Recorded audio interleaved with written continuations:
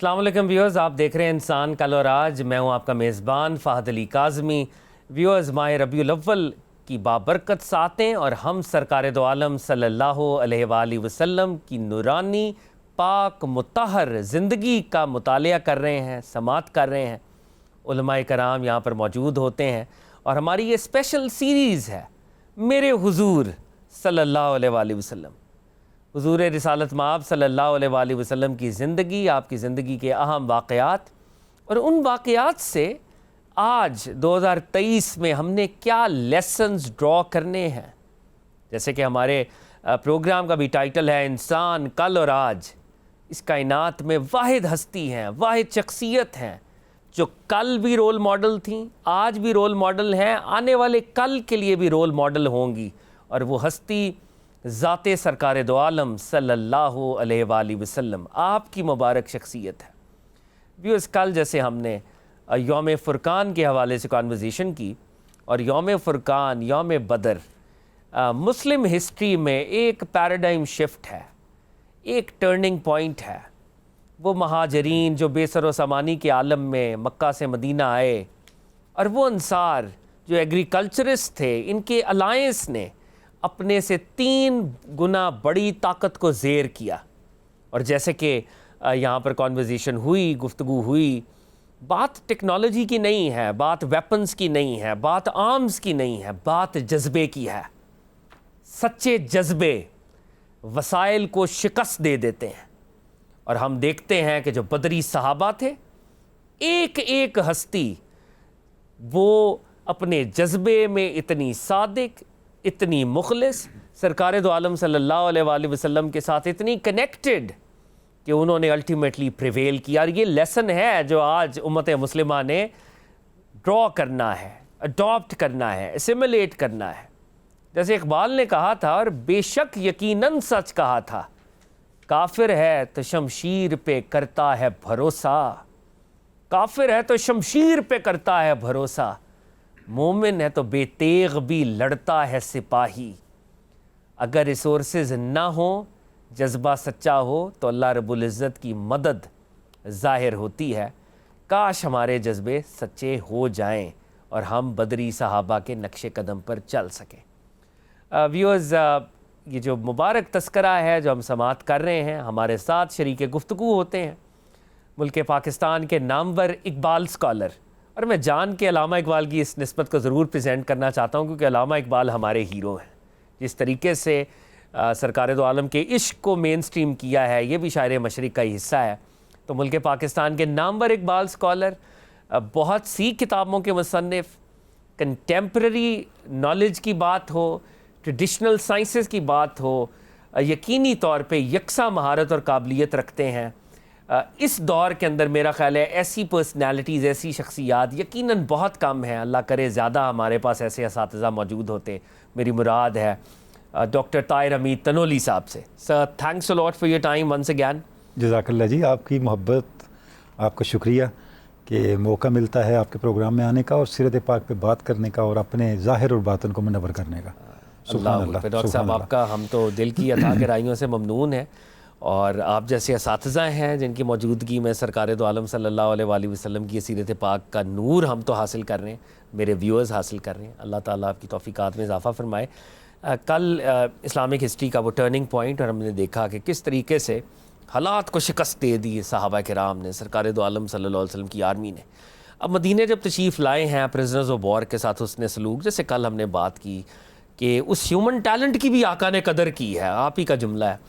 تو اب یہ جو کفار ہیں، اب یہ جو ہزیمت انہوں نے اٹھائی ہوگی اور یہ واپس گئے ہوں گے، شکست ہوئی ہوگی، تو مکہ کا جو ماحول ہے وہاں پہ تو صف ماتم بچھ گئی ہوگی. ذرا اس ماحول کو اگر میرے ویورز کے ساتھ آپ شیئر کریں کہ مکہ میں یہ جو ہاری ہوئی، شکست خوردہ جو 1000 کی آرمی تھی سو کالڈ، اور جب ان کے بڑے بڑے سردار مارے گئے اور جب خبریں وہاں پہ دی گئی ہوں، جب منادی کرائی ہوگی، تو وہ کیا ماحول ہوگا مکہ کا، اور مکہ والوں نے پھر یہاں سے کیا ریاکشن ہے جو شو کرنے کی کوشش کی. سر اچھا کاظمی صاحب، الحمدللہ جس طرح ڈسکس کر رہے ہیں سیرت کے مختلف جو بڑے مائل سٹونز ہیں، جی جی، اپنی انتہائی عاجز اور طالب علمانہ انڈرسٹینڈنگ کے ساتھ، ایک چیز جو مشاہدے میں آتی ہے، آپ کو پتہ ہے، جانتے ہیں، اہل علم سے یہ بات مخفی نہیں ہے کہ مکہ کی سوسائٹی بھی اور مدینہ کی سوسائٹی بھی جنگوں میں انوالو رہتی تھی، لیکن بعض اوقات بڑے وقفے بھی ہوتے تھے جنگوں میں. یہ ایک عجیب صورتحال ہے کہ آپ صلی اللہ علیہ وسلم کے حیات پاک کے اندر ایونٹ اتنی تیزی سے ہو رہے ہیں کہ انسان دنگ رہ جاتا ہے.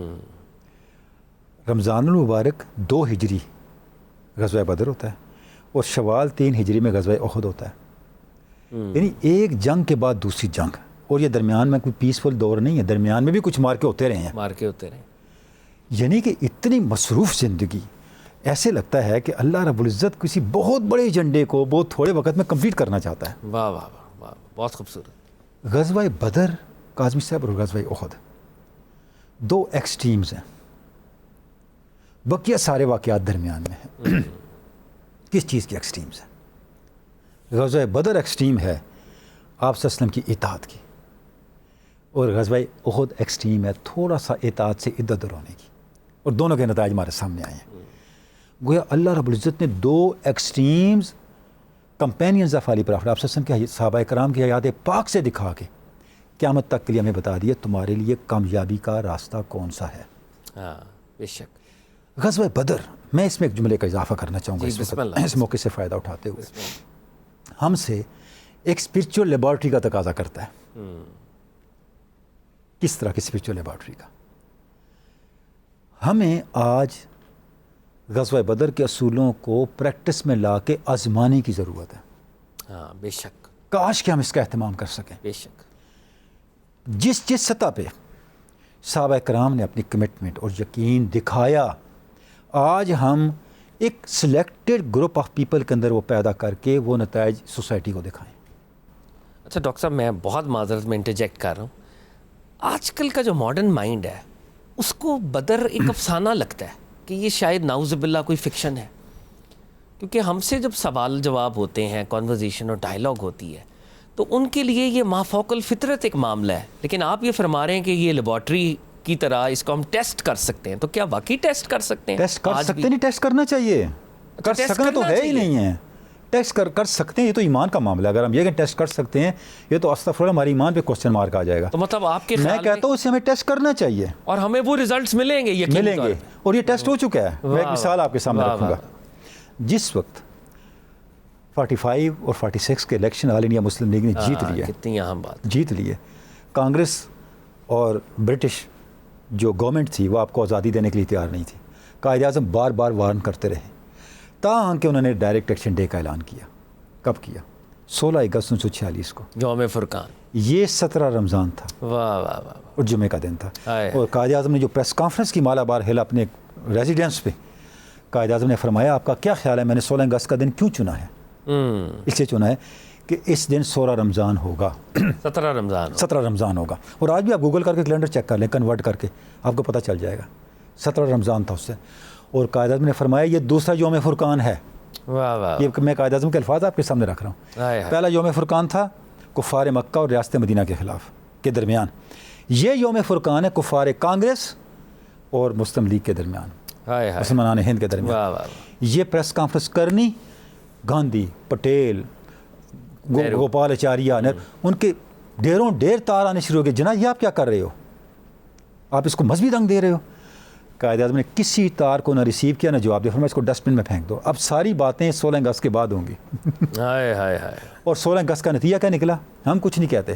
آپ انڈیا ونز فریڈم پڑھ لیں کہ ابوالکلام آزاد نے کیا لکھا. کیا لکھا ہوا؟ گزارش یہ ہے، یہ وہ کنوکشن تھا، یہ وہ یقین تھا. اتنی بڑی مخالفتوں کے باوجود یہ ملک بن گیا. اس ملک کو یہی یقین بچائے گا انشاءاللہ انشاءاللہ. وہ تھوڑے لوگ چاہے ہوں. کاظمی صاحب، اہل ایمان ہمیشہ آٹے میں نمک کے برابر ہوتے ہیں، لیکن وہ نمک سارے آٹے میں محسوس ہوتا ہے. آج کے اہل ایمان انفارچونیٹلی آٹے میں نمک نہیں، آٹے میں آٹا ہیں. ہائے ہائے ہائے ہائے. کیا بات نتائج آپ کے سامنے ہیں. کیا بات کی ہے ڈاکٹر صاحب. میں کہتا ہوں ہماری خانقاہیں کیا کر رہی ہیں؟ ہماری خانقاہوں کے لیے چیلنج ہے کہ وہ کچھ ایسا گروپ تیار کریں اپنے وابستگان کا جو اصحاب بدر کی کاپی ہوں، پروٹوٹائپ. وہ نتائج نکلیں گے لازماً. اگر نہیں نکلتے تو حضور کے اس فرمان کو نہ بھولیں. فرمایا تمہارا پیٹ جھوٹ بول رہا ہے, اللہ کی کتاب جھوٹ نہیں بول ہائے رہی. ہائے ہائے واہ واہ واہ سبحان تمہارا اللہ. پیٹ جھوٹ بول کیا رہا ہے. خوبصورت وہ پیٹ خراب تھا نا, بے شک، صاحب بے مریض شک، آیا, آپ بے سے فرمایا کو شاید پلاؤ. دوسرا انہوں نے کہا جی پیٹ خراب ہے, پھر خراب ہے. فرمایا اس کا پیٹ جھوٹا ہے, ہائے ہائے. شاید سچ, اللہ کا فرمان سچا ہے. وہ ٹھیک ہو گیا. ہمارے عمل جھوٹے ہیں, ہم جھوٹے ہیں.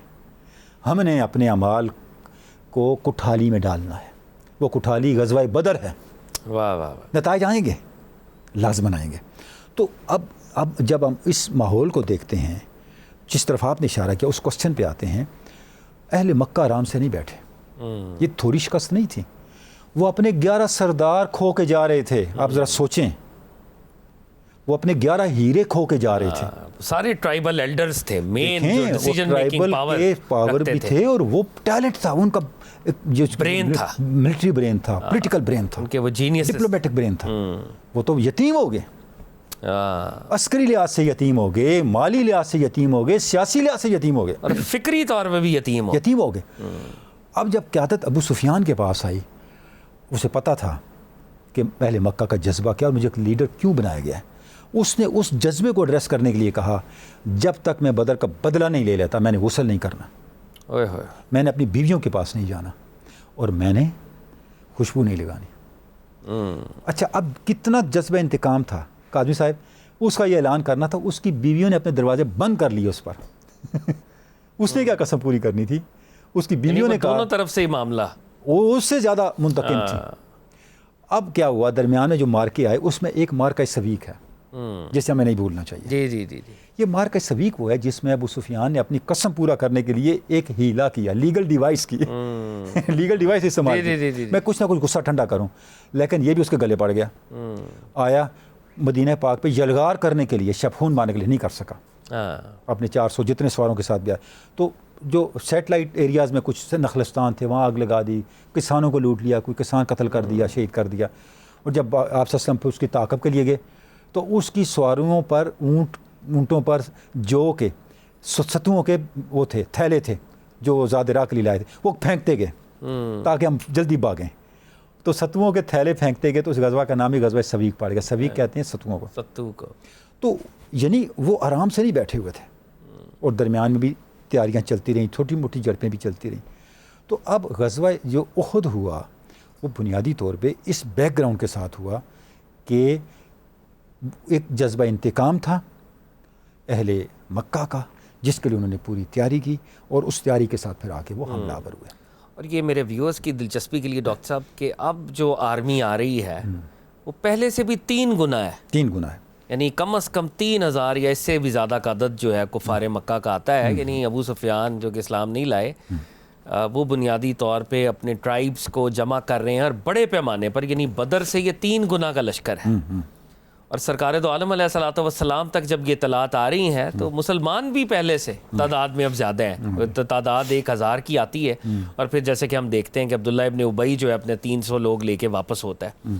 تو اب سرکار دو عالم صلی اللہ علیہ وآلہ وسلم کو جب یہ اطلاعات مل رہی ہیں, اور آف کورس بدر کی ایک وکٹری بھی ہے پیچھے, تو وہ ایک کہتے ہیں جی کانورزیشن ہوئی, ڈائلاگ ہوا.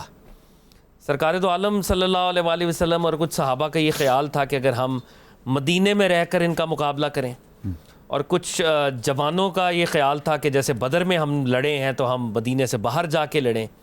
تو سرکار دو عالم نے اس مشورے کو قبول فرمایا. تو میں چاہتا ہوں کہ یہ جو ملٹری اسٹریٹجی تھی آقا کی صلی اللہ علیہ وآلہ وسلم, ایک دفعہ پھر مدینے سے باہر جانا, جو آپ نے قبول کیا صحابہ کے مشورے پر, اس پر ذرا روشنی ڈالیں. اچھا دیکھیں, بالکل آپ نے درست فرمایا, اہل مکہ کی غیر معمولی تیاری تھی. یعنی آپ اس تیاری کا یہ اندازہ کریں کہ سردار جو تھا اس نے 50,000 دینار ڈونیٹ کیے ابو سفیان.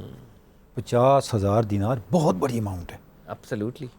اور جو 3,000 سوار تھے, 3,000 جو لشکر تھا, ہر ایک کے پاس اونٹ تھا.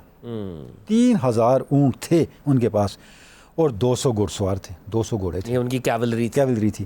700 زرہیں تھیں, اور 15 موٹیویٹ کرنے والی عورتیں تھیں, مبارز خواتین تھیں, جس میں ہندا جیسی خواتین تھیں, بڑے بڑے لوگوں کی گھریلو خواتین تھیں. وہ غیرت دلانے کے لیے, یعنی اس دور میں طریقہ یہ ہوتا تھا نا کہ خواتین جو تھیں وہ جنگ میں آتی تھیں اور جنگی ترانے پڑھ کے غیرت دلاتی تھیں اپنے لشکریوں کو کہ وہ واپس نہ جائیں, پیٹھ نہ دکھائیں, کہ جا کے منہ کیا دکھائیں گے گھر والوں کو.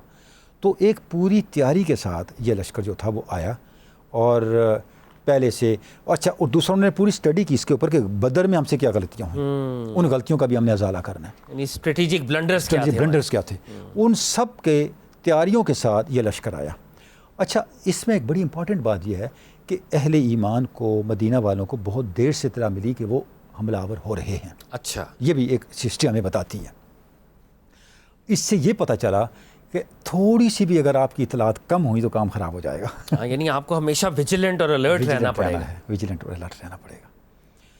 تو آپ سے ہم نے مشورہ کیا جب پتہ چلا کہ وہ تو تیار ہو کے آ گئے، تو جس طرح بھی آپ نے اشارہ بھی کیا، تو بڑے جو صحابہ تھے، حضرت سعد ابن معاذ نے بہت زیادہ اس پہ اصرار بھی کیا کہ ہمیں مدینہ طیبہ کے اندر رہ کے لڑنا چاہیے، اور لیکن نوجوانوں کا یہ تھا کہ ہم باہر جا کے لڑیں۔ ان کے جذبے ذرا جوان تھے اور وہ چاہتے تھے کہ جیسے ہم پہلے مقابلہ کیا اب بھی ہو، اب بھی مقابلہ کریں۔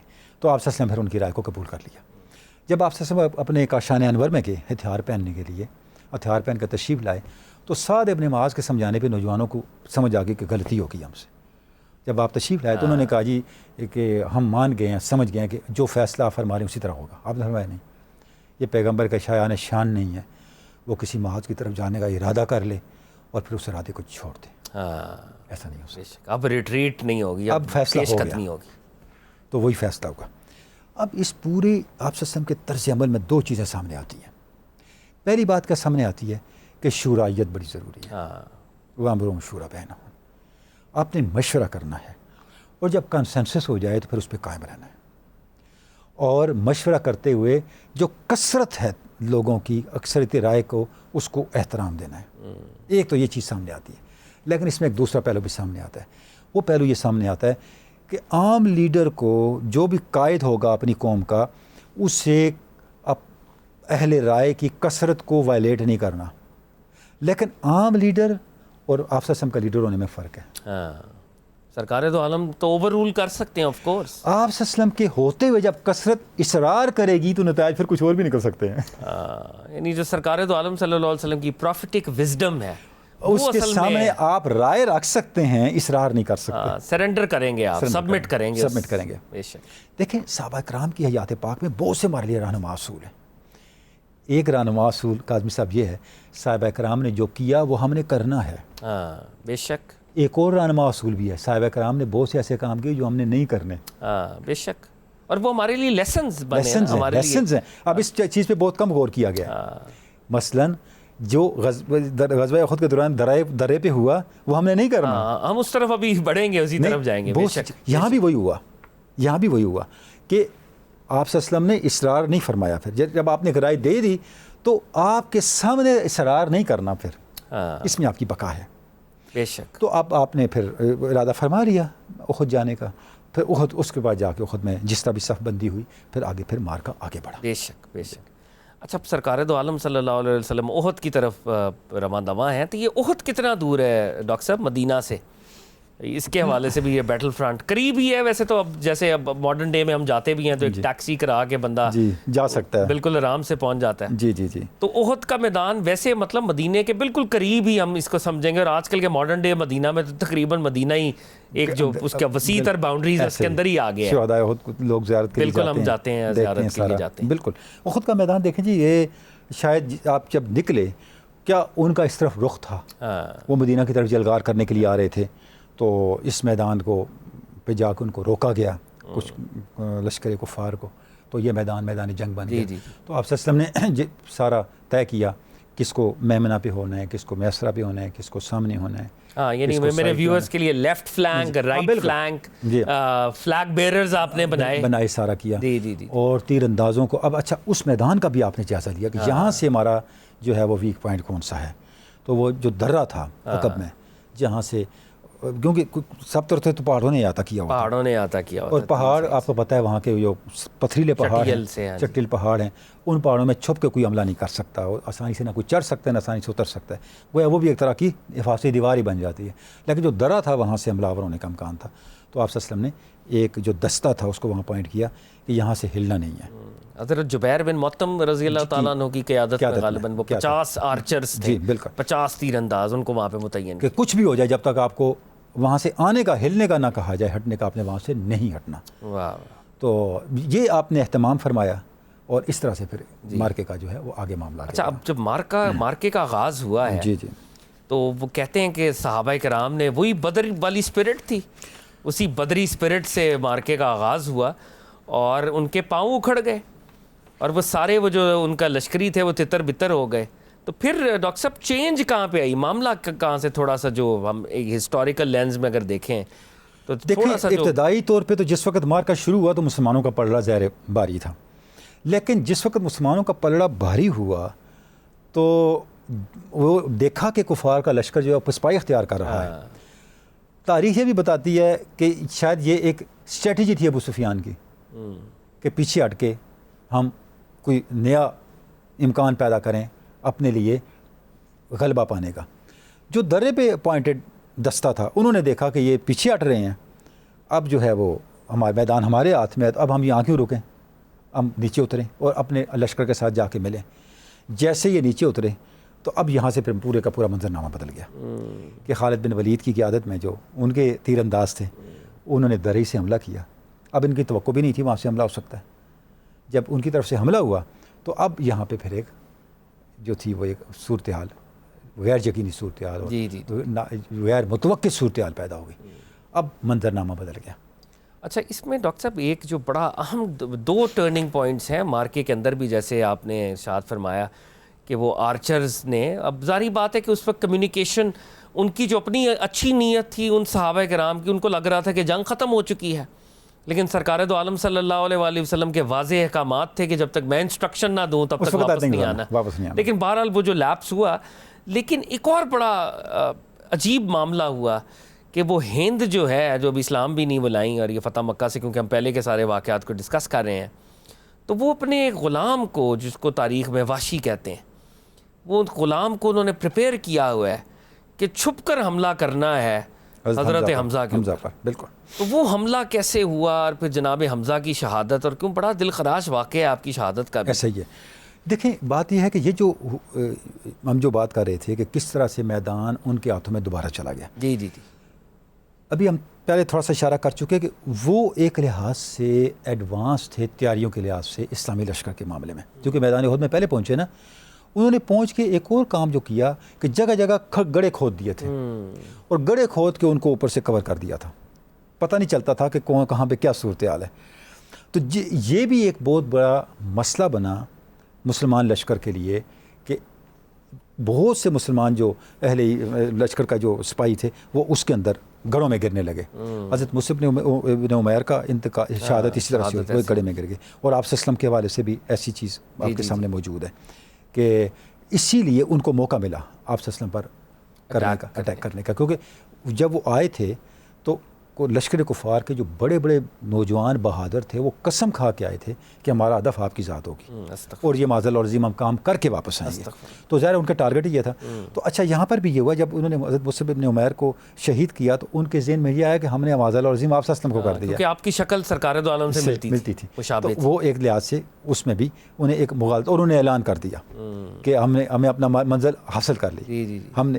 اچھا اس سے بھی مسلمانوں میں بہت سراسیبگی پھیلی, بہت زیادہ جو تھی وہ کورس جو آقا علیہ الصلوۃ والسلام کے ساتھ ان کا عشق تھا, تو ان کے لیے تو یہ سب سے بڑی ایک ہیومن درجے میں تھی, کیونکہ ویسے بھی اس زمانے میں سپہ سالاری سمبل ہوتا تھا. جب تک پرچم بلند ہے اور سپہ سالار موجود ہے تو لشکر لڑ رہا ہے, اور خدا نہ خاصہ پرچم گر گیا اور سپہ سالار کو کچھ ہو گیا تو لشکر وہیں بیٹھ گیا. تو آپ صلی اللہ علیہ وسلم کی حیثیت تو اس سے کئی گنا بڑھ کے تھی. اب یہ جو سارے فیکٹر تھے, جب یہ فیکٹر اکٹھے ہوئے تو ان فیکٹرز نے بھی جو ایک مورال تھا مسلم لشکر کا اس کو افیکٹ کیا, مورال کے اوپر. اس میں ڈاکٹر صاحب گو کہ اب یہ وقتی طور پہ مسلمانوں کے اوپر ایک ٹرائل آ گیا صحابہ کرام کے اوپر, اور سیدنا حمزہ کی جو شہادت ہے بیٹل فرنٹ کے اندر اور چھپ کے ہوئی, یعنی ان کے پیچھے سے وار کیا گیا نیزے کا, اور نیزے کو فائر کیا گیا جیسے ان کی جانب پر ان کی شہادت ہوئی, اور پھر ان کی باڈی کو میوٹیلیٹ کیا گیا, مسلح کیا گیا. اچھا یہ اس سے بھی آپ دیکھیں کہ لشکر کفار میں انتقام کا جذبہ کس انتہا پہ پہنچا ہوا تھا. یعنی ہندا کا ایک اس کی ایک تھی نا, ایک قسم تھی, ایک نظر تھی کہ میں معاذ اللہ العظیم حضرت حمزہ کے کلیجے کو بھی چبانا ہے. تو یہ عمل جو تھا یہ ان کے انتقام کی انتہا کا مظہر تھا. سیدنا حمزہ کے جسم پاک کو جس طرح انہوں نے مسلح کیا. حالانکہ آپ صلی اللہ علیہ وسلم بدر میں کچھ اور نمونہ عمل پیش کیا آپ نے تو آزادی کے پروانے آزادی کے پروانے دیے تھے اور ان کی لاشوں کی بھی تکریم کی تھی. انہوں نے اس کا بھی لحاظ نہیں رکھا, اس کا بھی حیا نہیں کیا. تو سیدنا حمزہ کا ایک اتنی دل خراش معاملہ ہے, آپ کو اس لیے سید الشہداء کہا جاتا ہے. اور خود آپ صلی اللہ علیہ وسلم کے لیے یہ کتنا زیادہ اور کتنا آپ نماز جنازہ کے وقت موقع پہ آپ نے کتنی دفعہ نماز جنازہ ادا کی گئی سیدنا حمزہ کے. تو یہ سارے کا سارا جو تھا یہ حضرت حمزہ کی شہادت کی جو ایک آپ اس کی انٹینسٹی کہہ سکتے ہیں, اس کی گریوٹی کہہ سکتے ہیں, یہ اس کا مظہر تھا. جی. اور ڈاکٹر صاحب یہ جب کیونکہ دل خراش واقعات ہیں احد کے, اس میں کوئی شک نہیں ہے, لیکن جو سب سے اہم مارکہ تھا وہ سرکار دو عالم علیہ الصلوۃ والسلام کی پروٹیکشن, کیونکہ اتنا سخت حملہ تھا اور اس وقت حضرت زبیر بن العوام, حضرت سعد بن ابی وقاص اور امیر المومنین علی بن ابی طالب جس جواں مردی کے ساتھ انہوں نے پھر سرکار دو عالم علیہ الصلوۃ والسلام کو پروٹیکٹ کیا ہے اور ان کو اس گھاٹی میں لے کے گئے ہیں وہ جہاں پہ پروفٹ صلی اللہ علیہ وسلم کو شیلٹر دیا گیا ہے. اور جناب زبیر بن العوام کے لیے تو خاص طور پہ جناب طلحہ نے کس طرح سے وہ تیر سہے ہاتھوں پہ تیر صحابہ روک رہے ہیں, اپنی پیٹھ پہ اپنے جسم کو اپنے ہاتھوں کو ڈال بنا دیا. یعنی اس کی مثال نہیں ملتی کہ آقا نے فرمایا کہ ہر نبی کا کوئی حواری ہوتا ہے, زبیر میرا حواری. زبیر میرا, ایسا ہی ہے. تو صحابہ کرام نے انتہا کر دی فدائیت کی, قربانیوں کی, کس سطح پہ جا کے انہوں نے یعنی اپنے جانوں کو پیش کر دیا, اپنے جسم کو ڈال بنایا. اور اس کے بعد پھر جب انہوں نے اعلان کیا تو پھر آپ نے صحابہ کرام نے کہا نا کہ ہم ادھر ہی موجود ہیں. بے شک. اور اس سے بھی پہلے ڈاکٹر صاحب اب جیسے ایک صحابی کا واقعہ آتا ہے کہ وہ سرکار دو عالم صلی اللہ علیہ وآلہ وسلم کو دور سے دیکھ رہے ہیں, شہادت کا وقت ہے, اور وہ کرال کرتے کرتے کرتے سرکار کے پاس قدموں میں جا کے اپنی جو چیکس ہیں وہ رکھ دیتے ہیں. سبحان اللہ. دیکھیں نا یہ کیا تھا کہ بھئی ہماری جانیں آپ کے قدموں پہ نشاور ہو رہی ہیں, آپ کے لیے قربان ہو رہی ہیں. یہ وہ کمٹمنٹ تھی جو مادی وسائل کی کمی کو پورا کر رہی تھی. یہی کمٹمنٹ تھی جس نے امپاسبل نتائج کو ممکن بنایا. یعنی صحابہ کرام کی ایثار, قربانیاں, اپنی جانوں کو آپ صلی اللہ علیہ وسلم کی ذات پاک پہ قربان کرنا, اس نے ہی سارے منظر کو بدلا نا. بے شک. اور اس میں احد کے واقعات میں ڈاکٹر صاحب جیسے یہ بھی آتا ہے کہ علی المرتضیٰ نے اس فلیگ کو دوبارہ تھاما جو سیدنا حمزہ کے پاس تھا پہلے, اور آپ نے حملے کیے. اور ہمیں یہ کہنا ہوگا کہ وقتی طور پر نقصان تو یقیناً ہوا, شہادتیں ہوئیں, 70 مسلمان صحابہ کرام اور ایک ایک اتنی بڑی ہستیاں ان میں موجود تھیں جو شہید ہوئیں. لیکن الٹیمیٹلی ان کا جو ہدف تھا, کیونکہ جنگ تب جیتی جاتی ہے جب آپ اپنے ہدف پر قابو پاتے ہیں, جو ہدف تھا کہ نعوذ باللہ سرکار کو شہید کیا جائے, جو ہدف تھا کہ مدینے کو انویڈ کیا جائے, مدینے کو پامال کیا جائے, صحابہ کی قربانیوں نے اس ہدف کو پھر بھی کفار سے دور رکھا. دیکھیں قاضی صاحب, آپ انتہا دیکھیں, ایک مسلمان کو وہ گرفتار نہیں کر سکے, ایک قیدی نہیں بنا سکے. مطلب کہ آپ تصور کریں نا, باقی تو رہ گیا دور, مدینہ پاک پہ جلگار کرنا تو دور کی بات ہے. یعنی اس میں کوئی شک نہیں ہے کہ پورے غزوہ احد کے اندر مسلمانوں کو کمپیریٹیولی ہزیمت ہوئی, ان پہ زد پڑی, ان کی کیجویلٹیز ہوئیں. وہ غزوے کے دوران, جنگ کے دوران آزمائش سے گزرے, لیکن ایٹ دی اینڈ جنگ میں وہ لوزر نہیں ہے. یہ بڑا اہم نقطہ ہے, جنگ میں وہ لوزر نہیں ہے. آپ تصور کریں کہ جس وقت یہ سارا ماحول ہو گیا اور نکلنے لگا ابو سفیان اپنا لشکر لے کے, تو چاہیے جیسا نا کہ مدینہ کی طرف جلگار کرتا, انہیں جلگار نہیں کی, کیونکہ وہ نقصان تو ان کا بھی ہوا تھا. نقصان ان کا بھی ہوا تھا. اور وہ جیسے آپ جس واقعے کی طرف اشارہ فرما رہے تھے کہ اس نے جب ڈینگیں ماری ہیں میدان احد میں اور کہا کہ سرکار دو عالم کا نعوذ باللہ نام لے کر, پھر جناب ابوبکر صدیق کا نام لے کر, اور جناب عمر فاروق کا نام, عمر فاروق کا نام بھی آپ ہم ادھر ہی ہیں, جناب عمر فاروق نے جلال میں کہا, آپ نے کہا رسول اللہ بھی ہیں, ابوبکر ہم سب ادھر ہی ہیں. آپ اس نے کہا کہ ہمارے لیے لات اور عزا ہے, آپ نے ہمارے لیے اللہ ہے. ہاں بے شک, سرکار دو عالم خود گائیڈ کر رہے ہیں کہ عمر یہ کہو کہ تمہارا اگر لات و عزا ہے تمہارا اللہ مولا ہے, تمہارا اللہ مولا نہیں ہے, تمہارا کوئی مولا, تمہارا کوئی آقا نہیں ہے. یعنی مسلمانوں کے جذبے اس وقت بھی جوان ہیں, بیدار ہیں, زندہ ہیں. تو مسلمانوں کا جو میدان جنگ کے اندر استقامت تھی, پامردی تھی, اور اپنے محاذ کو محفوظ رکھنے کا جذبہ تھا, وہ ادھر ہی قائم تھا. بے شک. اور ڈاکٹر صاحب اس میں ایک بڑی اہم بات جو میں ضرور, اور یہ ہمارے لیڈرز کے لیے خاص طور پہ, کہ سرکار دو عالم صلی اللہ علیہ وآلہ وسلم بیٹل فرنٹ پہ موجود رہے, آپ کے دندان پاک شہید ہوئے, آپ زخمی ہوئے, لیکن ہی واز دیئر اور he led and he always led from the very very front. اور آپ کی یہ شخصیت ہی جو تھی کاظمی صاحب، یہی اسلامی لشکر کی استقامت کی بنیاد تھی. بنیاد تھی. اچھا اب آپ دیکھیں نا کہ جس وقت لشکر گیا، آپ تو وہیں کے عام وزیر رہے. بے شک. آپ تو نہیں میدان جنگ چھوڑ کے نہیں آئے. بے شک آپ تو موجود تھے. جس وقت پتہ چلا کہ ہمراء الاسد کے مقام پہ وہ دوبارہ آنے کی تیاری کر رہے ہیں تو آپ نے ان کا تعاقب کیا. تعاقب بھی کیا. بے شک. اب یہ وہ سٹیپ تھا جس کے لیے 3 چیزیں بڑی قابل غور ہیں.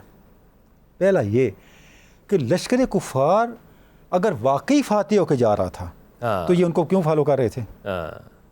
دوسری بات، اگر مسلمانوں کے جذبے اتنے ہی مورال گر چکا تھا اور خدا نہ خواستہ وہ شکست خوردہ ہو چکے تھے تو کبھی بھی نہ چلتے. اور تیسری بات جس کو قرآن مجید نے بیان کیا کہ جب مسلمان زخمی پڑے ہوئے تھے، ان کے زخم ہرے تھے، تھکاوٹ موجود تھی، آپ صلی اللہ علیہ وسلم کی طرف سے یہ میسج آیا کہ ہم نے دوبارہ ان کا تعاقب کرنا ہے.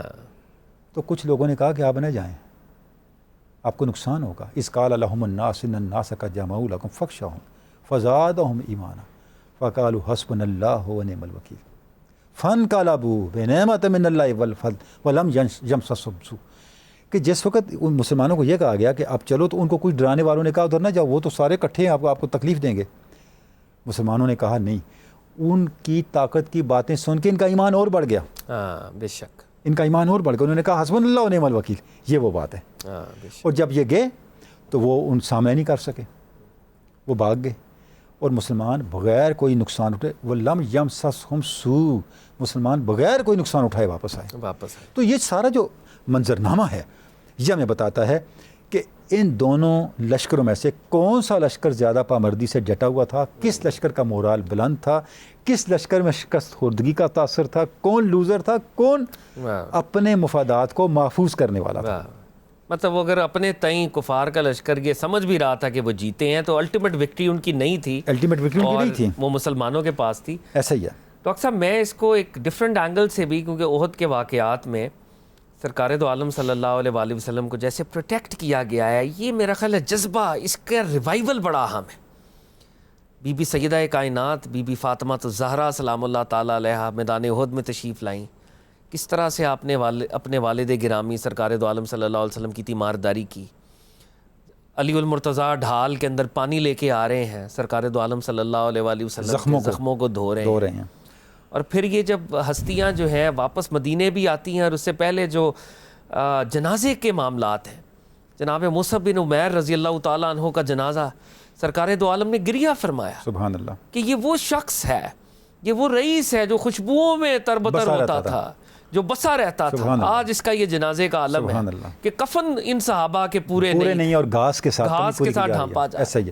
دیکھیں یہ جو آپ نے اشارہ کیا سیدہ کائنات کے کردار کا، جی جی میں یہ سمجھتا ہوں کہ سیدہ کائنات سیدہ فاطمہ الزہرا رضی اللہ تعالیٰ عنہ کا یہ کریکٹر جو ہے آپ کا، جو وہاں پہ آپ صلی اللہ علیہ وسلم کے حوالے سے، یہ مسلم نرسنگ کی فاؤنڈیشن ہے. بے شک کہ میدان جنگ میں مسلم خواتین کس طرح سے رول پلے کرتی ہیں. آپ گویا کہ آپ اس کی قائد ہیں، آپ اس کی فاؤنڈیشن لے ڈاؤن کر رہی ہیں کہ مسلم خواتین بھی کیا رول پلے کر سکتی ہیں. اور میدان جنگ کے اندر وہ مسلم سپاہیوں کو، مسلم مجاہدوں کو کس طرح سپورٹ کریں گی، کس طرح ان کا حوصلہ بڑھائیں گی اور کس طرح ان کے دکھ دردوں کو کم کریں گی. اور جو دوسرے معاملات ہیں صحابہ کرام کی، جو دوسری قربانیاں ہیں، سیدنا حمزہ کا جنازہ بھی آپ دیکھ رہے ہیں، سیدہ حضرت مصعب بن عمیر کا، شہداء احد کا، اور آپ صلی اللہ علیہ وسلم کا اس کے بعد شہداء احد کے لیے ہر وقت دعا کرنا، شہداء احد کے لیے حاضر ہونا.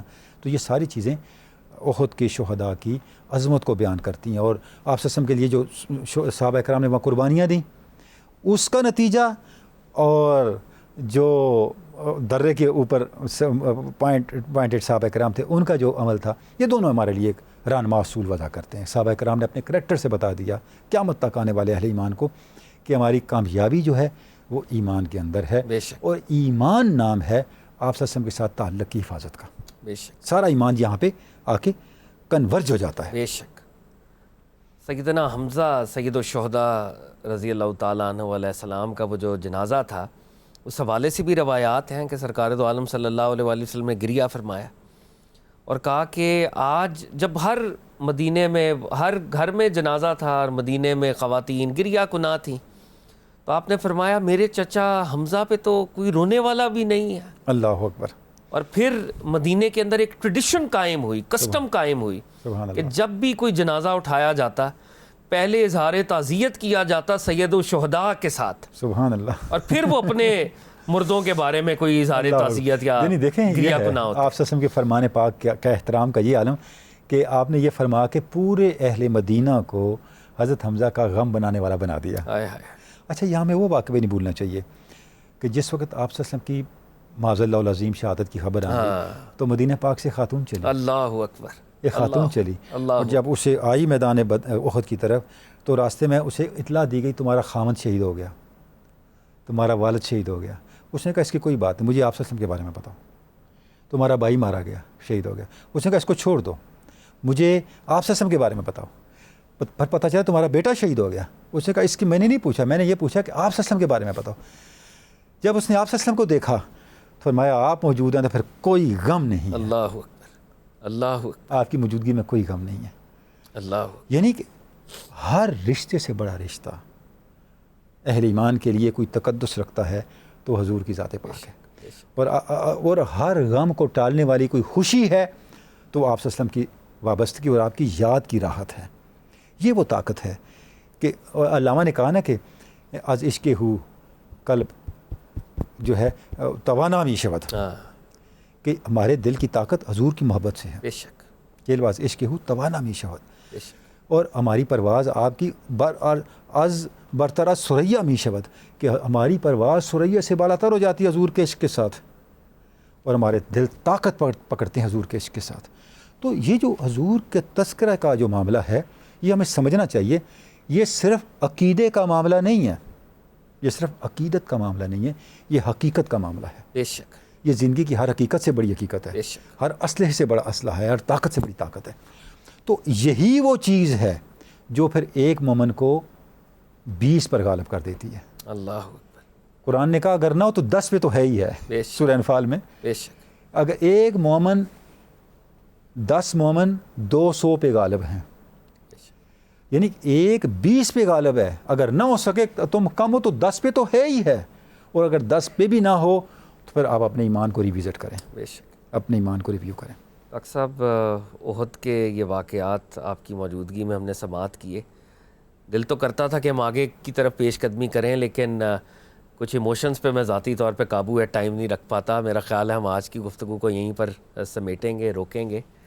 ویورز جیسے ڈاکٹر صاحب فرما رہے تھے سرکار دو عالم صلی اللہ علیہ وآلہ وسلم کی ذات پاک ہمارے لیے وہ پیوٹ ہے جس سے ہمیں جڑنا ہے.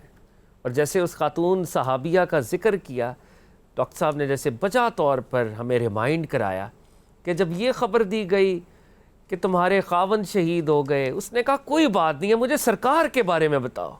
بتایا گیا تمہارے بیٹے شہید ہو گئے، اس نے کہا کوئی بات نہیں ہے، سرکار کے بارے میں بتاؤ. رشتوں کی شہادت کی خبریں مل رہی ہیں. وہ صحابیہ رسول استقامت کا کوہ صفا ہے، اور جب بتایا جاتا ہے کہ سرکار دو عالم بخیر و عافیت ہیں تو وہ جو سائی آف ریلیف ہے، وہ جو ان کی طرف سے ایک راحت کا اظہار ہے، وہ ہے ایمان کی حلاوت، ایمان کا ایسنس. اللہ کرے کہ ان صحابیات کے صدقے، ان صحابیوں کے صدقے جنہوں نے سرکار دو عالم علیہ الصلوۃ والسلام کے ساتھ ایک زندہ تعلق، ایک زندہ محبت کی، اور حقیقتاً ہیومن رشتوں سے بڑھ کر سرکار کو چاہا. اللہ رب العزت ان ہستیوں کے صدقے، ان ہستیوں کے نالین کے صدقے ہمیں بھی سرکار دو عالم صلی اللہ علیہ وآلہ وسلم کا ایسا عشق دے.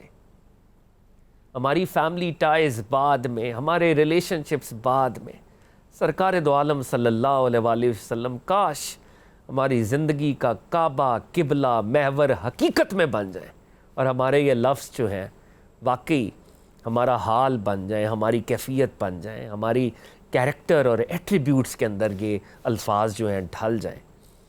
ویورز ہم اللہ تعالیٰ سے دعا کرتے ہیں میرے حضور صلی اللہ علیہ وآلہ وسلم یہ جو سیریز ہم کرنے کا شرف حاصل کر رہے ہیں، جو کچھ ہم بیان کرتے ہیں، یہ ہم اپنے قلوب پر، اپنے اذہان پر، اپنے وجود کا ایک انٹیگرل پارٹ بنا سکیں، اور ہم اور ہماری آنے والی نسلیں سرکار دو عالم صلی اللہ علیہ وآلہ وسلم کی فالوور بنے, سرکار کی عشق میں ہم جئیں اور سرکار کے عشق میں ہماری موت ہو. Viewers, this is your host Fahad Ali Kazmi signing off. Keep watching میرے حضور صلی اللہ علیہ وآلہ وسلم. This is your host Fahad Ali Kazmi signing off.